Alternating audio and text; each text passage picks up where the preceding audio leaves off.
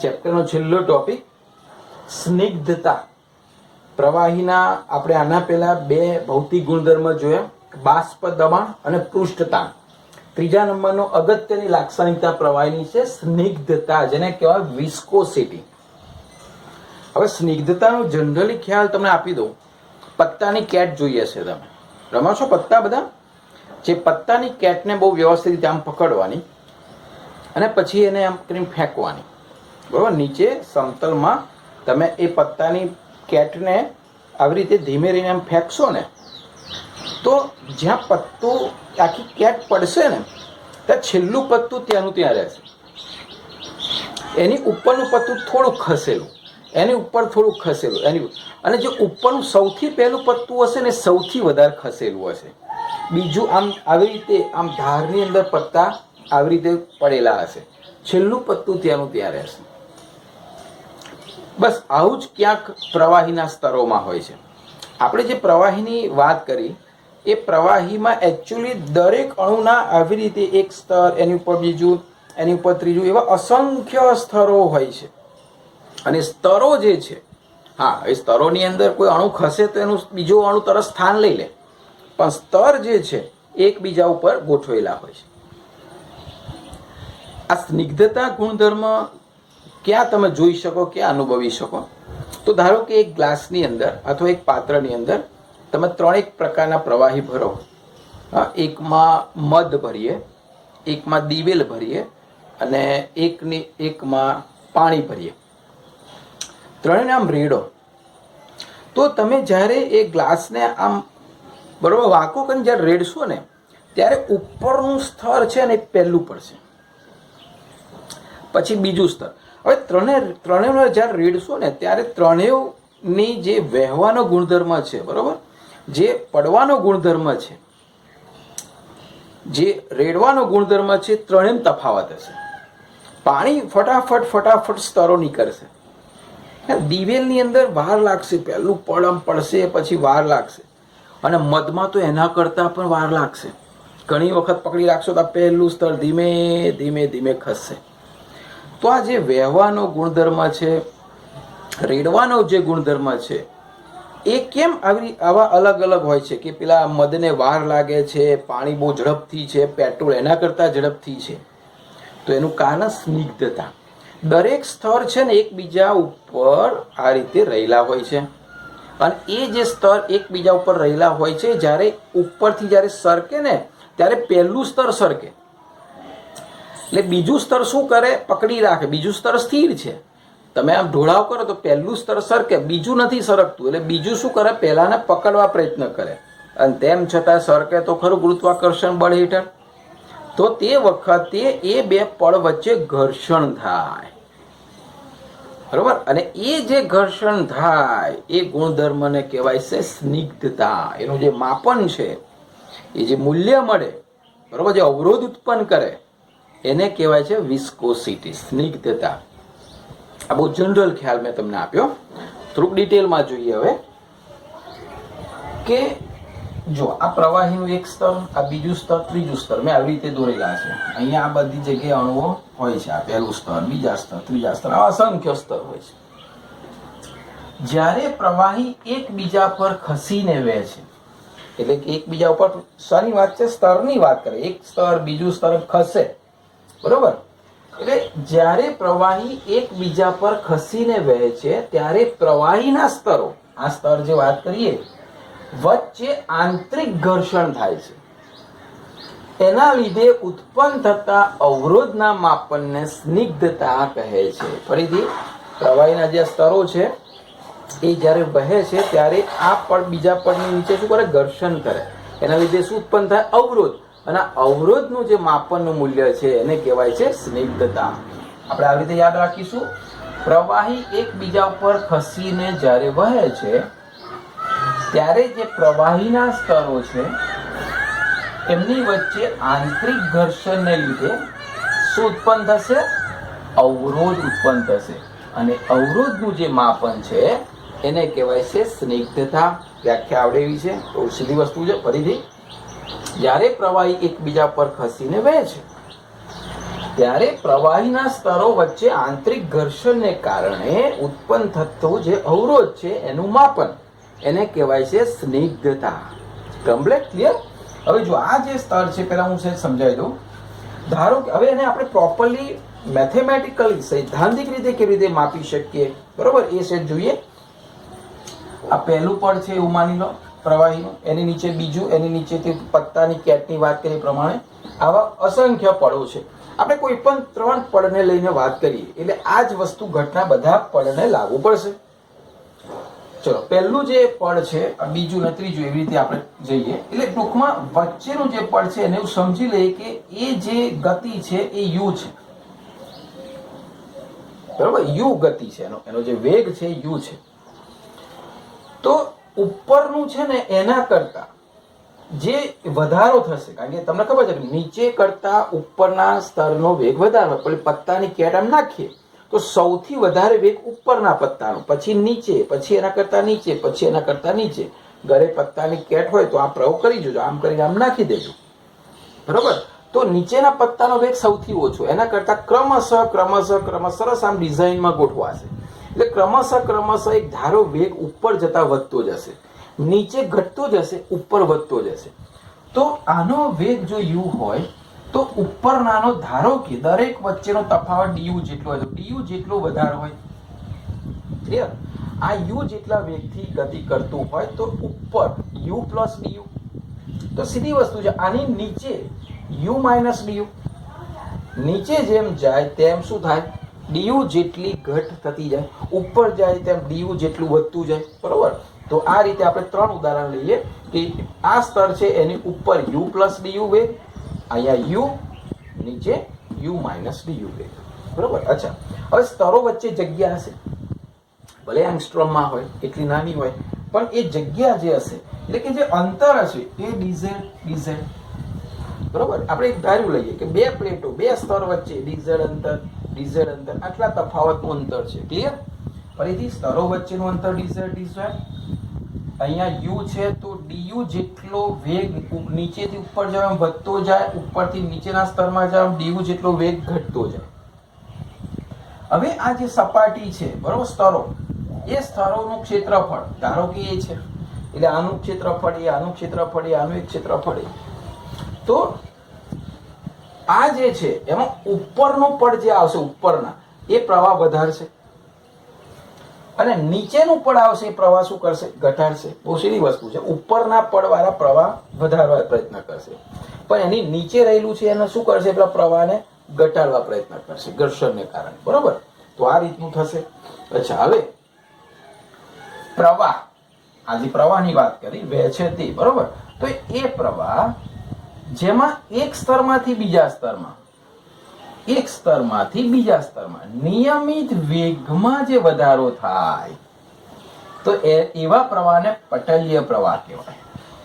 Clear? ફરીથી, નિયમિત વેગ કેટલો? ડીયુ, નીચેથી ઉપર છે એમ પ્રવાહ જેમાં એક સ્તરમાંથી બીજા સ્તરમાં નિયમિત વેગમાં પ્રવણતા એટલે કે વધારો, એક ધારો વધારો, એને કહેવાય પટલય પ્રવાહ. કમ્પ્લીટ? તો આ 2 વ્યાખ્યા યાદ રાખીશું. બીજું, હવે થોડુંક મેથેમેટિકલમાં જઈએ કે ડીઝેડ અંતર, આ જે સ્તરો વચ્ચેનું અંતર છે ડીઝેડ અંતર, ગતિ કેટલી? તો કે ડીયુ જેટલા મૂલ્યથી બદલાય છે. આપણે જો ડીયુ જેટલું મૂલ્ય ઉપર જાય તેમ વધે, નીચે જાય તેમ એટલું ઘટે. ફરીથી, ગતિ કઈ? ડીયુ, અંતર કયું? ડીઝેડ. તો એક ધાર્યું વિચલન થાય છે, વધારો કે ઘટાડો એક ધારો થાય છે. તો જો બદલાય તો વેગમાં પ્રવણતા કેવી રીતે લખાય? ડીયુ અપન ડીઝેડ, જેને કહેવાય અંતર સાથે વેગમાં થતો ફેરફાર. મેથેમેટિક્સ વાળાને ખબર પડશે, અંતર સાથે વેગમાં થતો ફેરફાર એટલે ડીયુ અપન ડીઝેડ. આ શું લખ્યું મેં? વેગમાં વધારો અથવા વેગમાં પ્રવણતા. ક્યારે? ડીઝેડ અંતર હોય, ડીયુ ગતિ કરતા જેટલું મૂલ્ય બદલાતું, એક ધાર્યું મૂલ્ય બદલાતું હોય તો ડીયુ અપન ડીઝેડ, બરોબર. એને કહેવાય વેગમાં થતો એક ધારો વધારો અથવા તો અંતર સાથે વેગમાં ફેરફાર. મેથેમેટિકલ સ્ટેપ છે. હવે આ સ્તર જે છે એ સ્તરનું જે ઉપર વહી રહ્યું છે તો એમને એમ તો વહેશે નહીં ભાઈ, બળ તો જોઈએ ને. બળ વગર કોઈ વસ્તુ શક્ય છે નહીં કાર્ય. તો પેલું સ્તર જે વહેંચે, બીજું સ્તર વહેંચે, ત્રીજું સ્તર વહેંચે, એના માટે બળની જરૂર પડશે. તો એ બળ જે છે, સ્તરના પ્રવાહ માટે જે બળ છે, એ બળ કોના ઉપર આધાર રાખે? તો કે આ ક્ષેત્રફળ પર. આ જે સ્તર છે ને એના ક્ષેત્રફળ, એટલે સંપર્ક સપાટી. અહીંયા ક્ષેત્રફળનો મતલબ થઈ જશે આ કેટલા સંપર્કમાં છે, આ કેટલા સંપર્કમાં છે, એના અણુઓ નીચેના કેટલા ક્ષેત્રફળના સંપર્કમાં છે. એ સ્તરના પ્રવાહ માટે બળ જે છે F પ્રપોર્શનલ A, એટલે સંપર્ક સપાટીના ક્ષેત્રફળ ઉપર આધાર રાખે સપ્રમાણમાં. હા, સ્તરના પ્રવાહ માટે જે બળ છે એ F પ્રપોર્શનલ A, એટલે કે આ જે સ્તર છે એમાં ઉપરનું સ્તર નીચેના સ્તરના કેટલા સંપર્કમાં રહે છે, એ સંપર્ક સપાટી જે છે એનું ક્ષેત્રફળ એના સમપ્રમાણમાં હોય છે. તથા એ જ બળ અંતર સાથે વેગમાં જે ફેરફાર થાય છે એના સમપ્રમાણમાં હોય છે. એટલે કે સ્તરના પ્રવાહ માટે જે જરૂરી બળ છે તે બળ સંપર્ક સપાટીનું જે ક્ષેત્રફળ છે તે અને અંતર સાથે વેગમાં થતા ફેરફારના ગુણાકારના સમપ્રમાણમાં હોય છે. પ્રપોર્શનલ દૂર કરીએ તો F is equal to eta, જ્યાં ઈટા સપ્રમાણતા અચળાંક છે, એ સંપર્ક સપાટીનું ક્ષેત્રફળ છે, du અપર dz અંતર સાથે વેગમાં થતો ફેરફાર છે. તો કે F is equal to eta a into du upon dz. હવે ઈટા જે છે એ જે સપ્રમાણતા અચળાંક છે, જેને કહીશું એનું નામ શું છે, એના કયા એકમો છે, એનું પરિમાણ શું છે, બરોબર, એ હવે આપણે જોઈએ આ થિયરીમાં.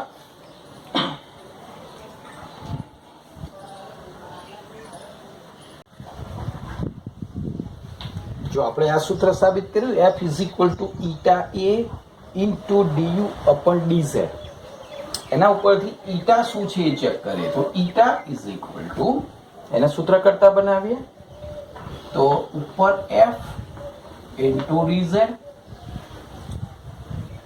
dz ઉપર આવશે એટલે F ઇન્ટુ dz, અને a ઇન્ટુ du નીચે આવશે એટલે a ઇન્ટુ du નીચે આવશે. ચલો આ બધા એકમો આપણે લખીએ તો બળનો એકમ ન્યૂટન, dz શું છે, અંતર છે મીટર, એક ક્ષેત્રફળ છે મીટર સ્ક્વેર, આ વેગ છે મીટર પ્રતિ સેકન્ડ. બરાબર, આ દરેકના એકમ લખ્યા, બળ ન્યૂટન, dz અંતર મીટર, એક ક્ષેત્રફળ મીટર સ્ક્વેર, અને du એટલે મીટર પ્રતિ સેકન્ડ વેગ. ન્યૂટનની કિંમત મૂકી દઈએ તો kilogram into metre upon second square. બરાબર, ન્યૂટનનું કદાચ ખબર હશે આપ સૌને, અહીંયા સાઈડમાં એવું હશે લખી દઈએ કે F એટલે ma, માસ એટલે કિલોગ્રામ, આ પ્રવેગ એટલે મીટર પ્રતિ સેકન્ડ સ્ક્વેર, એટલે kilogram metre second square, kilogram metre second square newton, into m upon m square into m upon s, metre square, second, એટલે જે એકમ રહ્યો એ શું રહ્યો અહીંયા કિલોગ્રામ, ઇન્ટુ આ મીટર છેદનો ઉપર જાય મીટર ઇનવર્સ, આ સેકન્ડ એક બાકી છે એ સેકન્ડ ઉપર જાય એટલે સેકન્ડ ઇનવર્સ. તો આ જે એકમ આવ્યો કોનો આવ્યો, ઈટાનો. Kilogram metre inverse second inverse. આ જે છે એ MKS પદ્ધતિનો એકમ છે, CGS નો જોઈએ આપણે, બરોબર. તો આ ઈટાનો એકમ સાબિત. હવે ઈટા છે શું, તો કે છે સમપ્રમાણતા અચળાંક, જેને સ્નિગ્ધતાનો ગુણાંક કહેવાય. કારણ કે પેલું F તો બળ હતું, સ્નિગ્ધતાનું માપન નતું. ઈટા છે ને એ સ્નિગ્ધતાનું માપન બતાવે, એટલે કે ઈટા સ્નિગ્ધતાનો ગુણાંક કહેવાય. CGS માં એનો એકમ પોઈસ નામના વૈજ્ઞાનિકની યાદમાં એનો એકમ પોઈસ કહેવામાં આવે છે. જેવી રીતે ન્યૂટન કિલોગ્રામ મીટર પ્રતિ સેકન્ડ સ્ક્વેર ને ન્યૂટન કહેવામાં આવે છે, એવી રીતે પોઈસને CGS માં જે એકમ બને છે એને શું કહેવાય? પોઈસ. હા, એટલે કેટલા? હવે પોઈસનો મતલબ શું થાય સમજાવો. 1 પોઈસ એટલે હવે જો અહીંયા કિલોગ્રામ CGS માં ગ્રામ થઈ જાય, મીટર CGS માં સેન્ટીમીટર થઈ જાય, અને સેકન્ડ તો CGS માં સેકન્ડ જ રહે. એટલે આને CGS એકમ શું થયો? Gram centimetre inverse second inverse. Gram centimetre inverse second inverse, બરોબર. કિલોગ્રામમાં ફેરવવો હોય અને મીટરમાં ફેરવવો હોય તો is equal to 10⁻⁻1 kg into metre inverse into second inverse. આ એક પોઈસની બંને એકમની અંદર આપણે કન્વર્ટ કર્યા. તો આ પોઈસની યાદમાં CGS એકમને શું કહેવામાં આવે છે? પોઈસ. આ તો સ્નિગ્ધતાનો ગુણાંક. હવે સ્નિગ્ધતા વધુ તેમ પ્રવાહી ધીમું વહે. મેં તમને કહું ને કે દિવેલ છે, મધ છે, એ બધાનું સ્નિગ્ધતાનું મૂલ્ય બહુ જ વધારે, મીઠાનું મૂલ્ય ઘણું બધું વધારે, એટલે ધીમે ધીમે વહે. જેમ સ્નિગ્ધતાનું મૂલ્ય ઓછું, જેમ કે ઈથર છે, એસિટોન છે, પાણી છે, ફટાફટ વહે. સ્નિગ્ધતાનું મૂલ્ય ઓછું. સ્નિગ્ધતા આધાર કોના ઉપર આધાર રાખે? તો કે જે પ્રવાહીના અણુઓ છે એમની વચ્ચે જો આ બે બળ જેટલા વધારે, હાઇડ્રોજન બંધ આપણે શીખી ગયા, અને વાંડરવાસ આકર્ષણ બળ, આ બળ જેટલા વધારે ને એટલું સ્નિગ્ધતાનું મૂલ્ય વધારે, કારણ કે ખેંચી રાખશે. જેટલું આકર્ષણ આ બળને નીચે સાથે વધારે એટલું એને વધારે ખેંચી રાખશે, એટલું ઘર્ષણ વધારે, એટલો અવરોધ વધારે, એટલી ધીમેથી એ વહેશે. કાચ જે છે સૌથી વધારે અથવા તો અતિશય સ્નિગ્ધ પ્રવાહી કહેવાય કાચ. કાચ છે ને, તમારે જ્યારે કાચ પીગાડેલ અવસ્થામાં હોય ત્યારે એનો સ્તર એક સ્તર ઉપરથી વહેવા માટે ઘણો બધો સમય લે, કારણ કે એ બંને સ્તરો વચ્ચે ખૂબ જ આંતરામી આકર્ષણ બળ હોય છે, બરાબર. અને એટલા માટે એના જે સ્વભાવ છે ને ઘન જેવો છે. એકચ્યુઅલી કાચ લિક્વિડ છે, પરંતુ કાચનું સ્નિગ્ધતાનું મૂલ્ય એટલું બધું વધારે હોય છે કે એનો સ્વભાવ જે છે એ ઘન જેવો થઈ જાય છે. જૂના જમાનાના મકાન હોય એની જે વિન્ડો હોય ને, એના કાચને જો વિન્ડો તૂટી ગયો ને તમે બારીકાઈથી જુઓ ને તો જ્યારે બેસાડ્યો હશે ત્યારે કમ્પ્લીટ બેસાડેલો હશે, પણ વર્ષો પછી તમે જુઓ તો ખરેખર પ્રવાહીનું લક્ષણ ધારણ કરશે. કેવી રીતે? ઉપર કાચ જે છે ને એ બારીનો કાચ પાતળો હશે, નીચે જતા જાડો થઈ ગયો હશે. એનો મતલબ કે એ પડ ધીમે ધીમે ધીમે ધીમે વહેતું રહ્યું છે અને નીચે જઈને જાડો બનેલો છે અને ઉપર પાતળો હોય છે ઘણા વર્ષોથી. એટલે એકચ્યુઅલી એનું એ જે છે અતિશય સ્નિગ્ધ પ્રવાહી કાચ છે.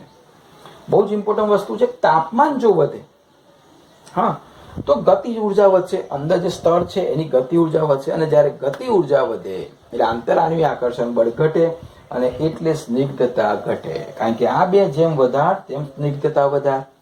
આ બે જેમ જે આ બેના મૂલ્ય જેમ ઓછા, એ ક્યારે ઓછા? ગતિ ઉર્જા વધે એટલે આકર્ષણ બળ ઘટે, એટલા માટે સ્નિગ્ધતા ઘટે. એટલે શિયાળામાં જો કદાચ તેલ નાખતા હોય માથામાં, બરાબર, અથવા દિવેલની માલિશ કરતા હોય તો દિવેલ બહુ ઘટ હોય. તમે જેવું ગરમ કરશો ને પાતળું થઈ જશે દિવેલ, બરાબર. કેમ પાતળું થઈ ગયું? સ્નિગ્ધતાનું મૂલ્ય ઘટશે.